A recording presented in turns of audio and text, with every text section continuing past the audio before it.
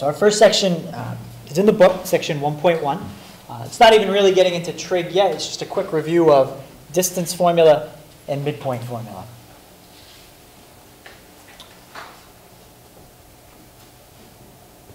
Right, so we're going to take a look at having two different points. Call them point A and B. The coordinates of point A have an x and a y value. And so does point B. Now, these numbers aren't exponents, they're just subscripts. Stands for my first x and my first y value for that coordinate, and my second x and my second y value for that coordinate. Okay, so visually what we're trying to do is find the distance between those 2 points. That's it. Okay, if you had a horizontal or vertical line, that's pretty easy. Okay, especially if you have a grid in the background. You can just count how long it is. Okay, when it goes up at an angle, that's when you need the distance formula.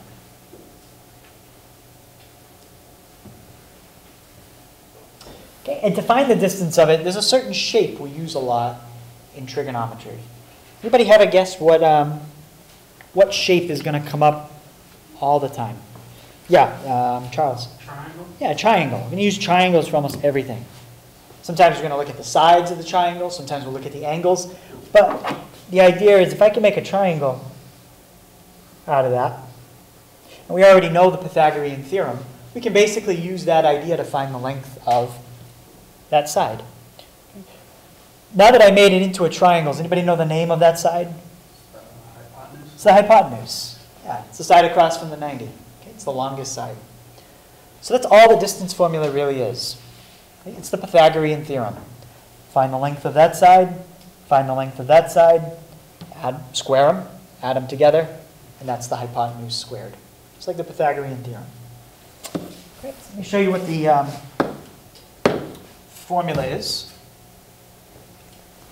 It doesn't look exactly like the Pythagorean theorem, but it is. If I take and subtract my x values, x2 is over here. x1 is over there. If you find the difference between those 2 points, that tells you how far apart they are. That's the length. Okay, so you're finding the length of one side. Now let's look at the y values. It says to take y2 minus y1 and subtract them. Right? Well, if you find the difference between those 2 points, it tells you how far apart they are.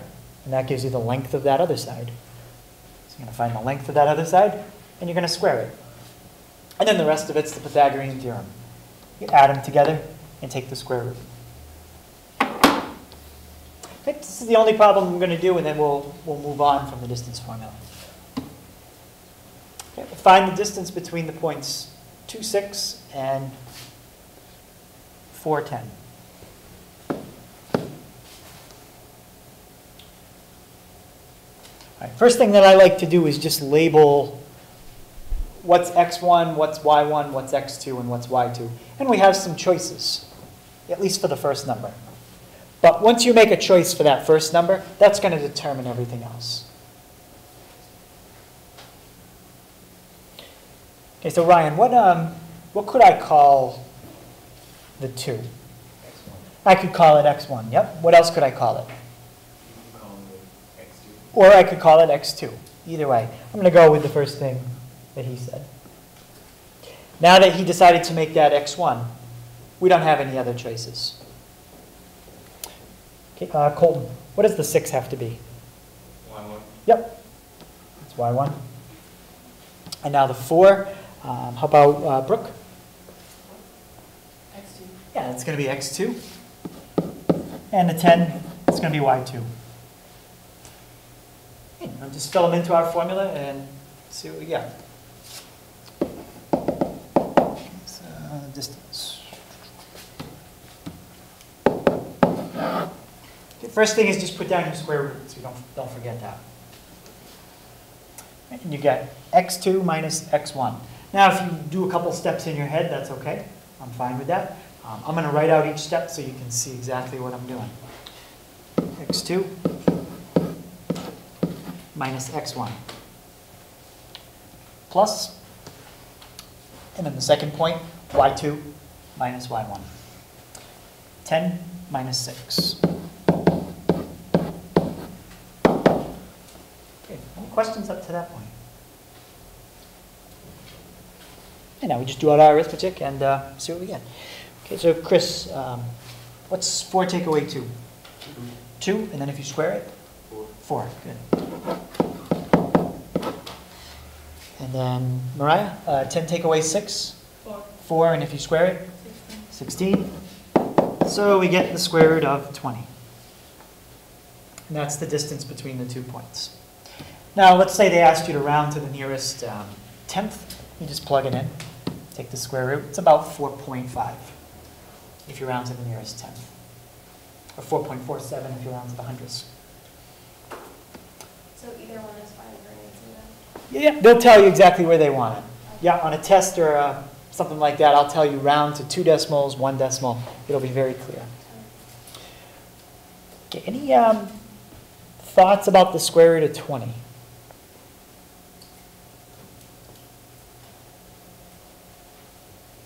Any know anything we can do with that? Well, is there a perfect square, like 1, 4, 9, 16, 25, those are your perfect squares, that divides into 20 evenly? 4, yeah. If there's a perfect square that divides into that number, then it can be simplified. Okay, so we got the square root of 20. But on the test, if I was going to write it as an exact answer, okay, not rounding it to a decimal, you wouldn't see it written as the square root of 20. It would be simplified.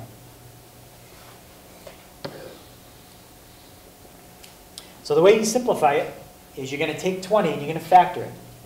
You're going to write it as something times something. And one of those numbers has to be a perfect square.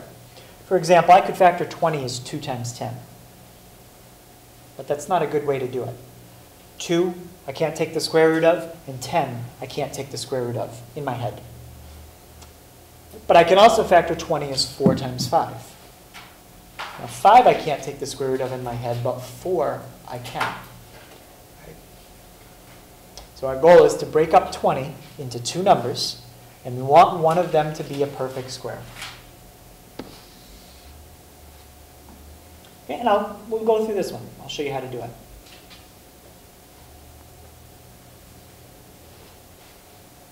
Now, this isn't the only way to simplify square root. Some people like to make a tree and draw it out that way. If you have a different way that you factor and simplify square roots, and it works, just use your method.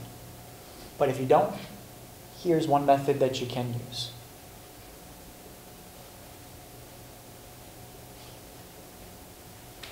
All right, let's look at how we simplify square root of 20. Okay, so first thing I'm going to do is break it up. The radicand, that's the number underneath the root. And we're going to break it up so that one of the numbers is a perfect square. So we already said 4. Okay, someone said 4 goes into it. So write it like this. 4 times 5. Now the second step is you're going to break that root into 2 separate roots. Just like this.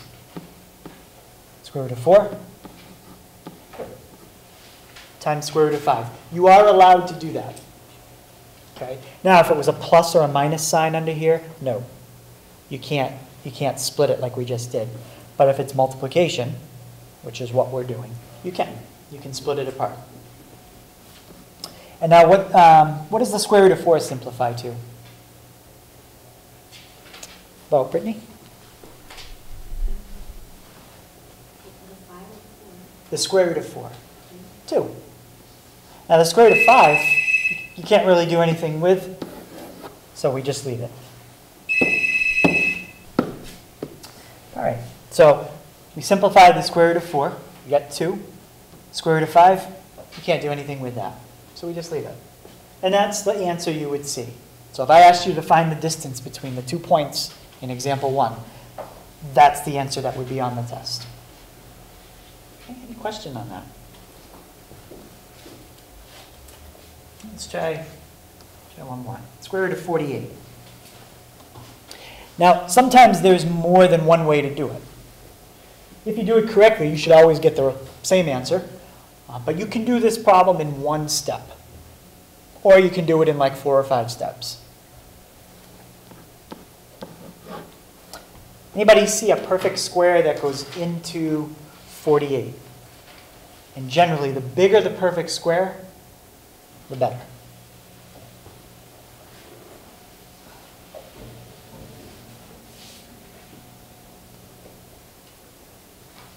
Oh, Casey?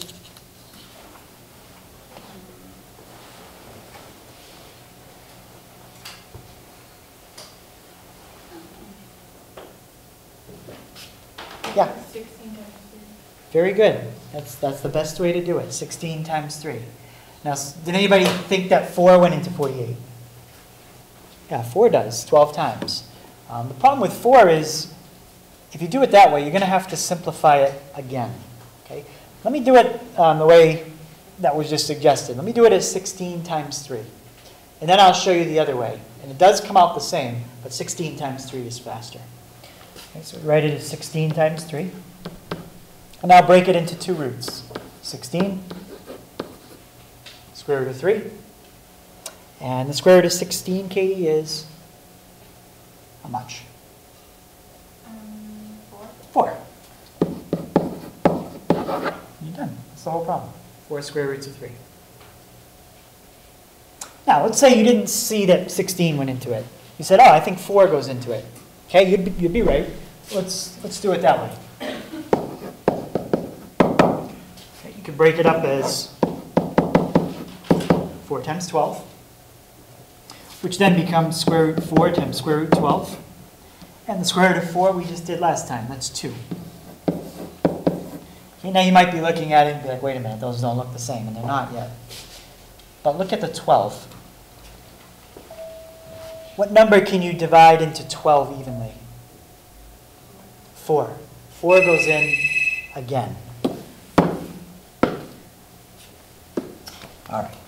So we broke 48 up into 4 times 12, took the square root of 4 and got 2, and then we saw we're left with square root of 12, but square root of 12 can be simplified again.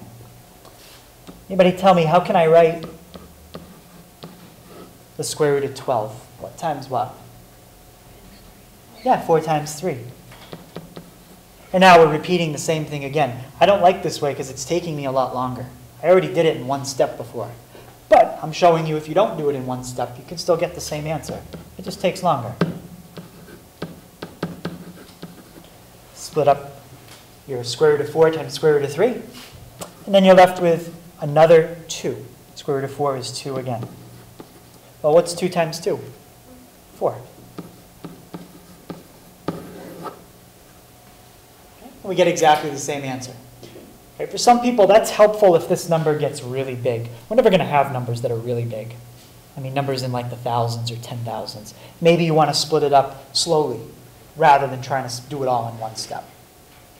Okay, but that's the idea of how you simplify a square root. Any questions on that? And that's really the only reason I showed you the distance formula, because I just wanted to make sure everyone remembers how to simplify roots. Okay, midpoint formula.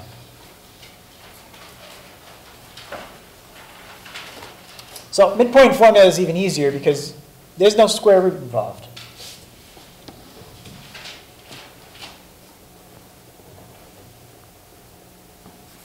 Okay, so for the midpoint formula, basically you've got a segment and you're trying to find the middle of it. Okay, that's all you're trying to do.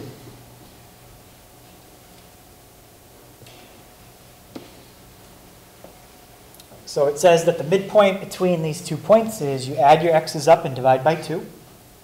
And you add your y's up and divide by 2.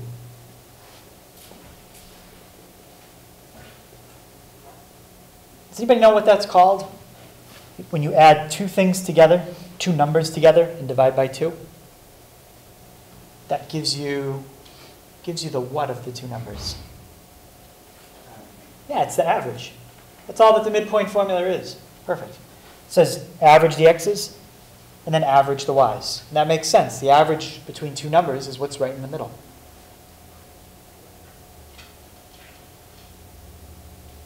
Now, what is this entire thing called?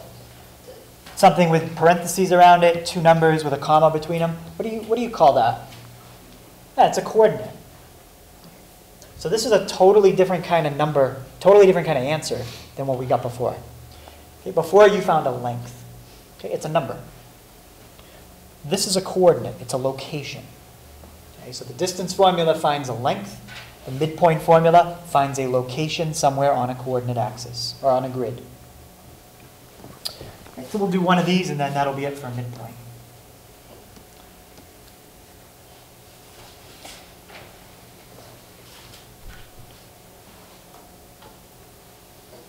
What do you try it on your own? See if you can get the midpoint between those 2 points, and then we'll take a look at it.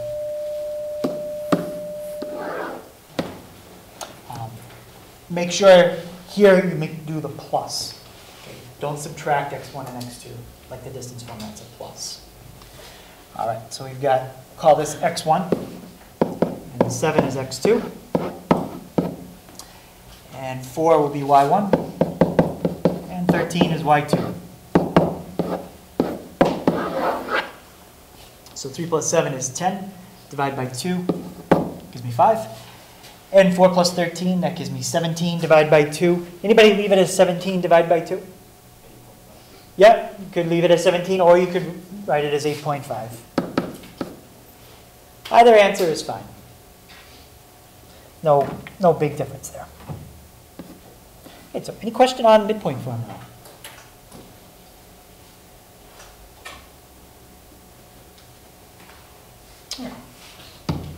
So last thing we're going to do is talk about angles.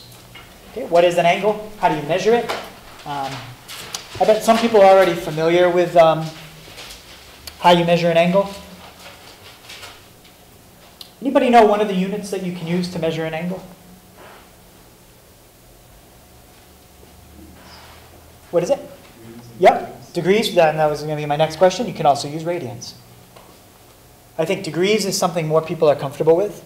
They can kind of visualize degrees. Like if I said a 90-degree angle, you could probably see that in your head. But if I said pi over 2, at first you might be like, wait a minute, what's that? Right? So radians takes a little getting used to, but it's very, very easy to convert between degrees and radians. And that's the goal of this next part, to learn how to convert between the two. Okay, first we'll talk about what is an angle. Okay? Well, an angle is really made up of two rays, okay, that start at the same point. Okay? And that point is called the vertex.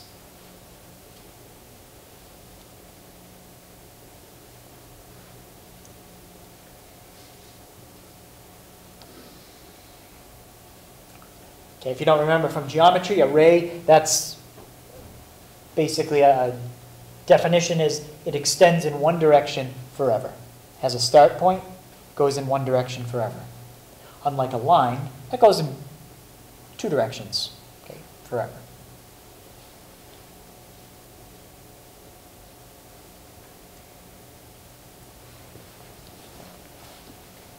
So that's a ray. So if you take two rays, put them together at the same start point, you call that the vertex, then you created an angle. So that's what an angle looks like. Now, sometimes we'll kind of bend that definition a little bit, like when we get into talking about triangles.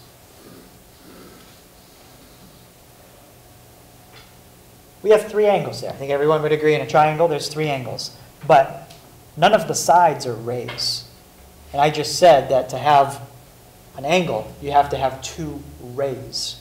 Well, sometimes we also have segments, like in a triangle. Each side has a definite start and end point. And those are still considered angles.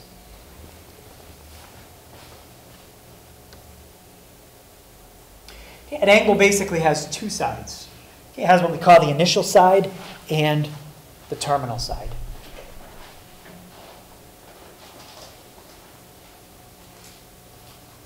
Again, some of these terms you might already know from geometry. So if you already know it and you're comfortable with it, you don't need to write this part down.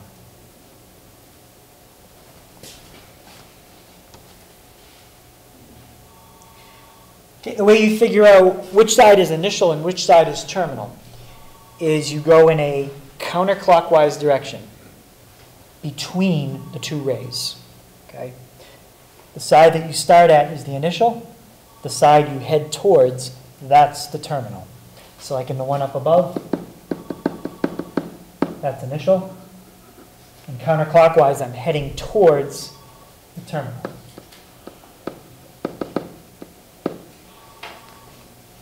And you always go the short way between the two rays.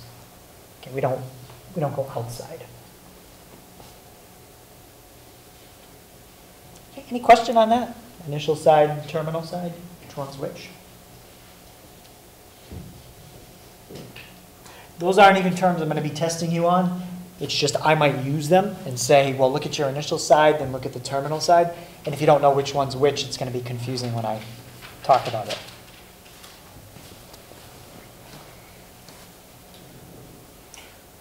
Okay, there's really two different ways that we can measure an angle. Okay, you can measure it as a positive angle or a negative angle. And the only difference is if you go clockwise or counterclockwise.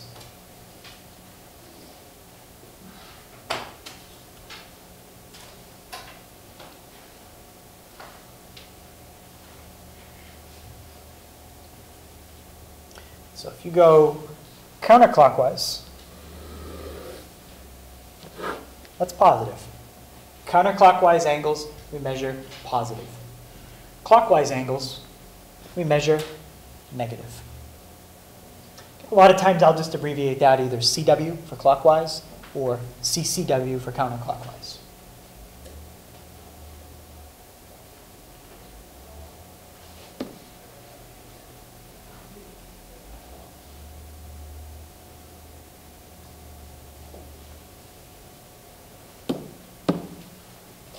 So here's a little diagram showing what I just said. So here's a circle. And I can't move the initial side. They always keep the initial side right there, but I can move the terminal side. Okay, as I start to go in a counterclockwise direction, you can see the angle. It's right there, 56 degrees. Okay, it's showing degrees and radians. And as I keep going, there you go, there's a 90-degree angle. And notice it changed to pi over 2. So when you measure things in radians, it has something to do with pi. Okay, we'll look at that. Keep going around, there's 180. Keep going around, and we can go more than 360 if we want, but 360 is one full revolution. And then we can go more. All right. Now if I start going the other direction, let's go back to 0. Let's go in a clockwise direction. Notice the angle starts to become negative. Okay. So that's the only difference between a negative and a positive angle. It's which way did you go to get to it? Clockwise or counterclockwise? Okay, any question on that idea? That's pretty straightforward. It's not bad. Okay, sometimes if I said to you, draw a 45-degree angle, there's many different ways people could draw it. But we like to try to always draw angles so they're in standard position. Okay, for an angle to be in standard position, two things have to happen. One, the initial side has to be on the positive x-axis. Two, the vertex is at the origin. If those two things happen, then you've just drawn an angle in standard position. Every angle that I just showed you on that little program where I was dragging the angle around, those were all standard position. The vertex was always at the origin. The initial side, I said I cannot move. It was always on the positive x-axis.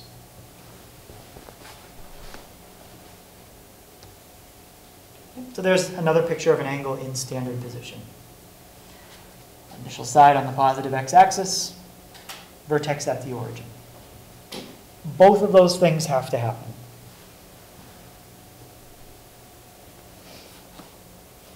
If I took this angle and moved it like that. Does it still meet both criteria to be in standard position? No, what's wrong with it now? It's not on the vertex. It's orange. Yeah. Yeah, the vertex isn't at the origin. That's not standard position. Okay, well, let me move it back to the origin. Let me take it and turn it. It's the same angle, but is that angle in standard position? No. What's wrong this time? Oh, Jordan, what's wrong this time? The initial side is on the positive x-axis. Yeah, initial side's not on the positive x-axis. Okay, so drawing things in standard position just gives us a way to draw an angle so that everybody kind of has the same similar looking picture.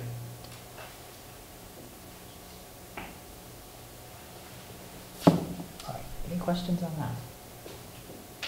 All right, so that kind of takes care of all the review about angles and the terms we use with them. And now the last part is how do we change from a degree to a radian and radian to a degree?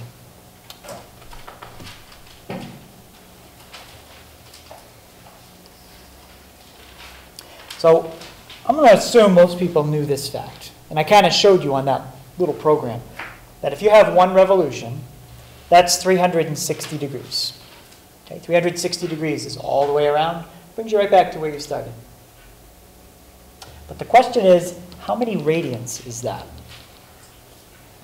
Did anybody know how many radians in one revolution? Yeah? 2 pi. Yeah, 2 pi. How did you know that? I had physics last year. Oh, excellent. Very good. It's exactly what it is. It's 2 pi. I'm going to tie that fact in a little bit. But first, I want to give you kind of a geometric description of what a radian is. You know, what would it look like if you drew an angle that was exactly a radian? Well, if you draw an angle that's exactly 1 radian, you've got kind of a special picture.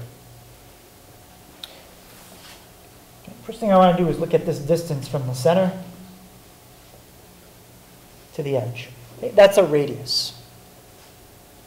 Okay, so if you don't remember that from geometry, if you draw a ray or a segment from the center to the circumference, that's the radius of the circle. Well, if you make this angle right in there, exactly 1 radian, then what's going to happen is the length of this arc in red is going to be the exact same length as the radius. Right? Just something special that happens when you draw an angle of 1 radian. The length of this arc, which is formed between the 2 edges of the rays. So the ray hits the circle there, hits the circle there, and I drew an arc between those 2 points. If you have an angle that's 1 radian, the length of that arc is exactly the same as the length of the radius of the circle. Now, if you change the angle, let's say you make it bigger than 1 radian, now the arc is bigger than the radius of the circle. If you take the angle and you make it smaller, this won't work. Okay? Then the arc would become smaller than the radius. Okay, so that's just something special that happens when you draw an angle that's exactly 1 radian.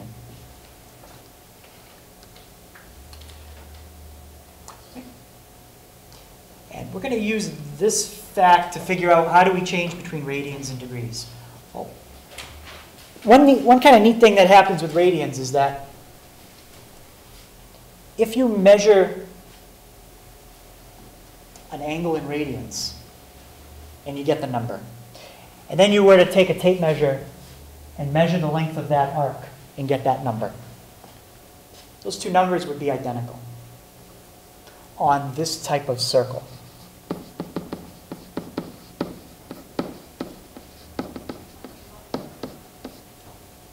So radians kind of give us a connection between the length of an arc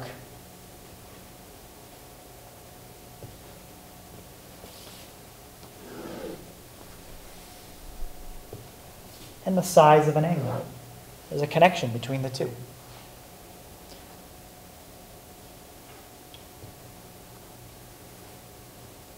So if you measure an angle in radians, write down what you get, and then you measure the size of an arc, write that down, the two things that you just wrote down are going to be identical on this type of circle.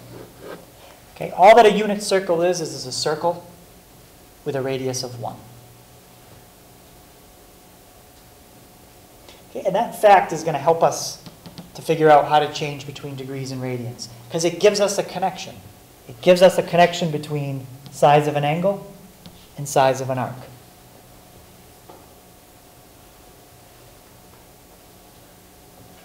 Does anybody know what's the formula for the circumference of a circle? From geometry. Circumference equals what? Anybody know? Yeah? 2 pi r. Yeah, 2 pi r. Now what if the radius was 1? What would the circumference of a circle be with a radius of 1? Carlos, yeah. So if you had a circle with a radius of 1 and you use the formula you just gave me, what would the circumference be? 2 pi, yeah. If you change r to 1, the circumference would just be 2 pi. Well, the circumference is really an arc. Right? The circumference is exactly the same thing as an arc. It's just an arc that's so big, it goes all the way around the circle. So, earlier I asked, how many radians are in 1 revolution? Okay, and Charles said there's 2 pi. Well, the reason for that is because of what I just explained. The circumference formula on a circle of radius 1, do 2 pi times 1, and you get a circumference that's 2 pi. And that's where the 2 pi comes from. So in 1 full revolution, it's 2 pi in radians. And we can see that on here too. If we go halfway around, that's 180. Go all the way around, the full circumference of the circle, it's 2 pi. And that's where the 2 pi comes from.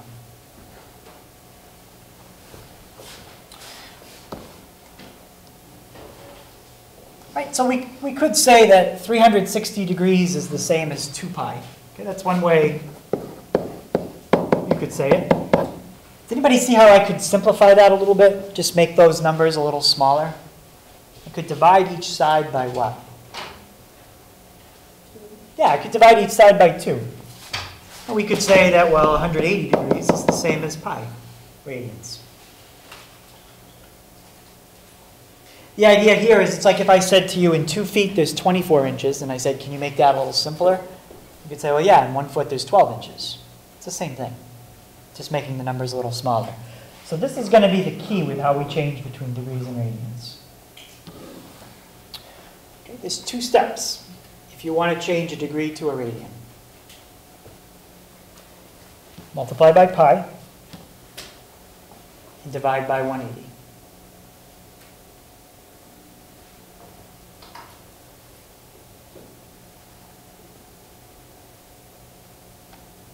That's it. Those are the 2 steps. If you want to change a degree to a radian, you multiply it by pi, and then you divide it by 180.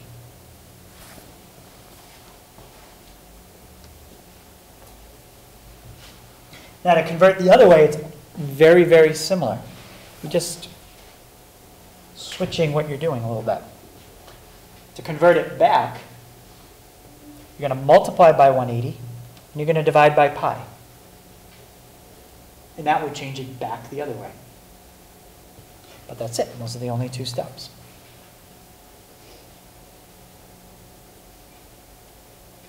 And since they're so similar, even I sometimes get them a little mixed up. Wait, is this the one where I multiply by pi?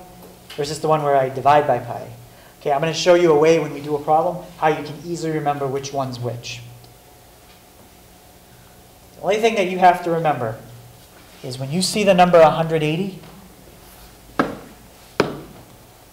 when you see 180, I want you to think degrees. Okay, you see the number 180, I want you to think in your head that goes with degrees. When you see a pi, I want you to think that goes with radians. Okay. 180 degrees, pi, radians. Okay. If you can remember that, it's going to help us to convert between the two. Okay. Everyone have those steps before we finish up? All right, so let's look at how we can convert. Okay, 60 degrees. I'm going to change it to radians. So I know I'm going to multiply by one of two things. It's either pi over 180 or 180 over pi. Those are the two options I just wrote down.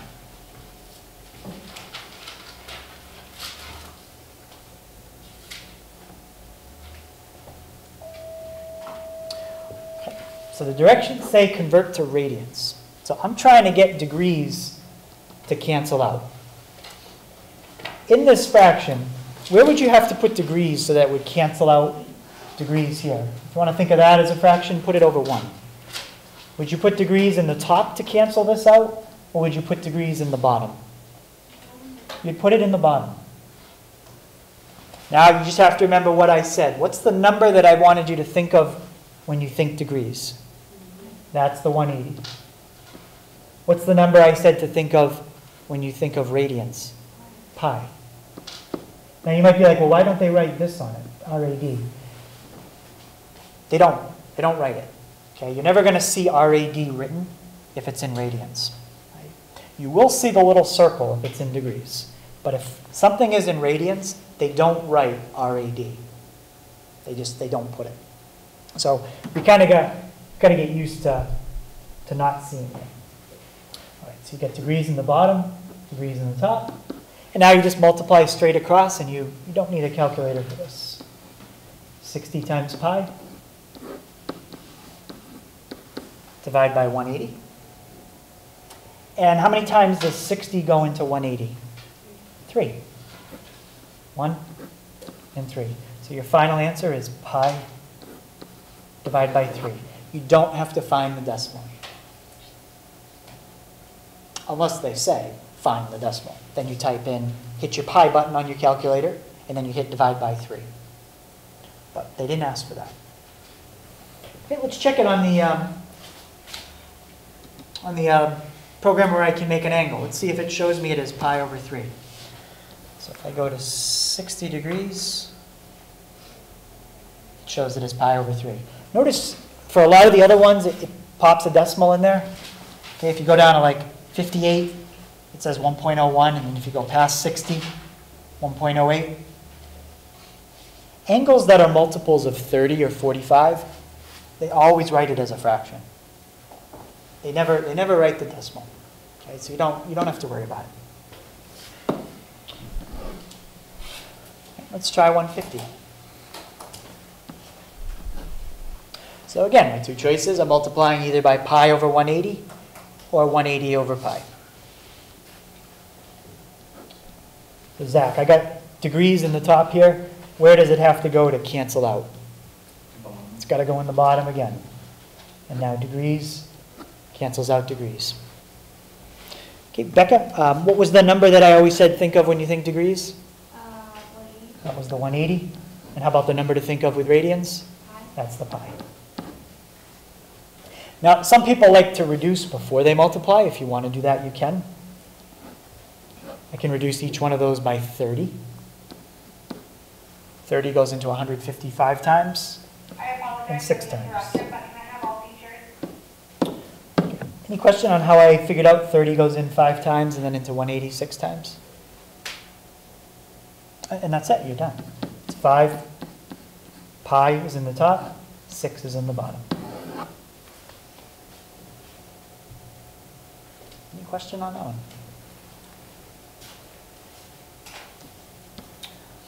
All right, I'm going to skip over 90. Let's do a negative. A negative doesn't change anything. Still do exactly the same stuff.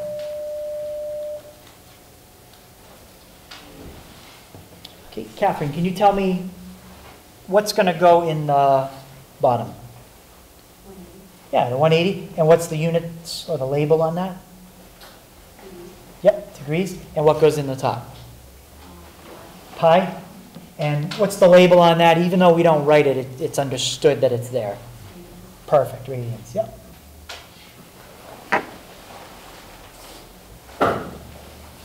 Okay, N45 does go into 180 nicely. Does anyone know how many times? Yeah? 4, very good. 45 goes into itself once, 4 times.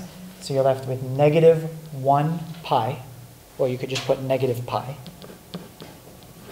That's the same as negative 1 pi over 4. Okay, and that's it.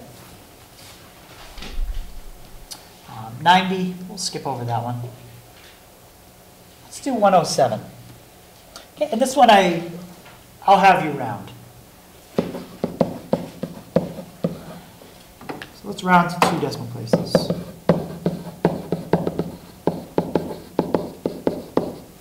Well, there's nothing different about how we do it. We're just going to plug it into the calculator. Okay. Multiply by the same thing you've been doing all along. Degrees is in the top. Put it in the bottom to cancel it out. Pi radians goes in the top. Now I'm going to use that symbol because this is going to be a decimal. It's going to be approximate. It's not the exact answer. And type it in on your calculator. So 107.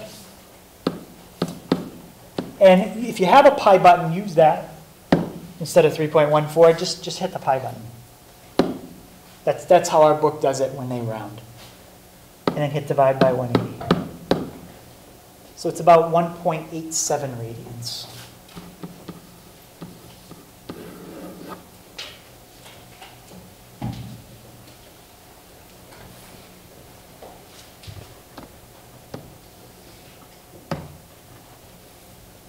Okay, any question on changing degrees to radians?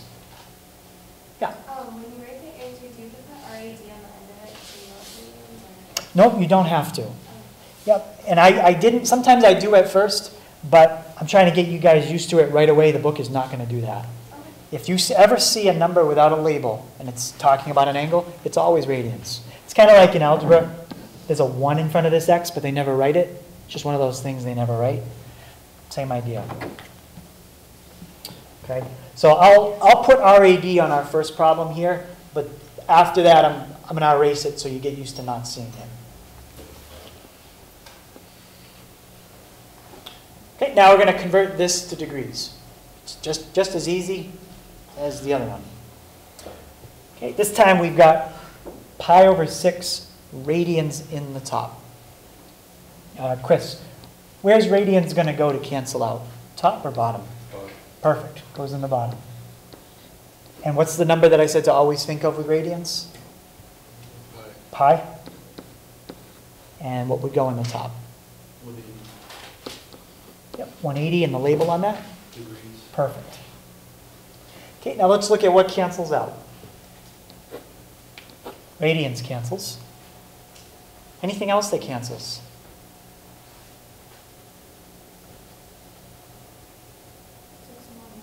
Okay, we can reduce 6 into 180. I'm going to do that too. But is there anything else that will just completely disappear? Yeah, pi. Pi in the bottom, pi in the top. That's gone. So the only thing you have left is this, which someone just said we can reduce. What's 180 divided by 6? 30. Good. 30. So when you're converting from radians to degrees, if there's a pi in it, it disappears. Let's do negative 3 pi over 4, and let's get used to not seeing that. Okay, I'm going to skip that one.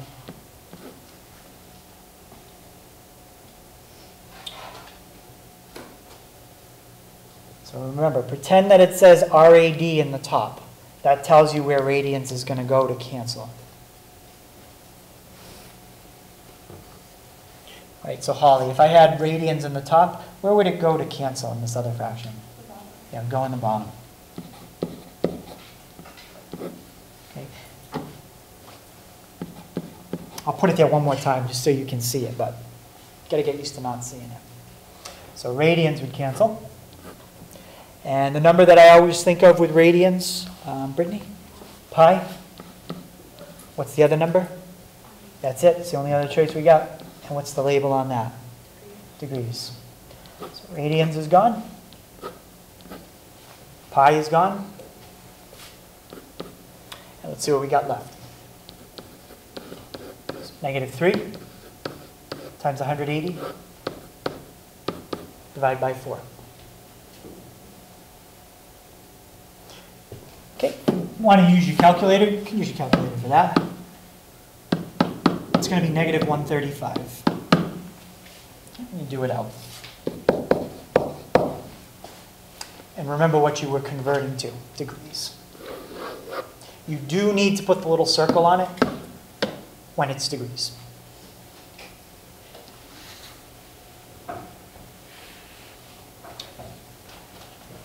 Okay. In the last one, what's different about this problem and the 3 above it? What's it missing?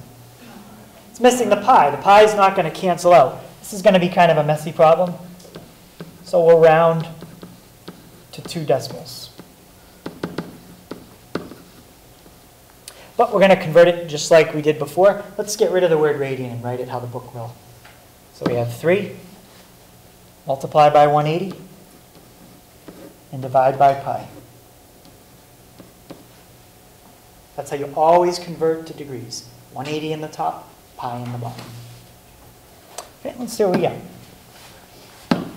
So 180 times 3 is 540.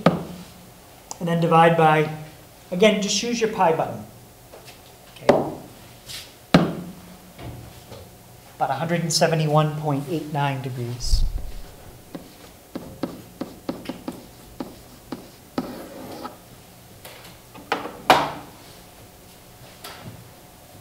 All right, so we took a quick look at the distance and midpoint. It's kind of a little bit of review.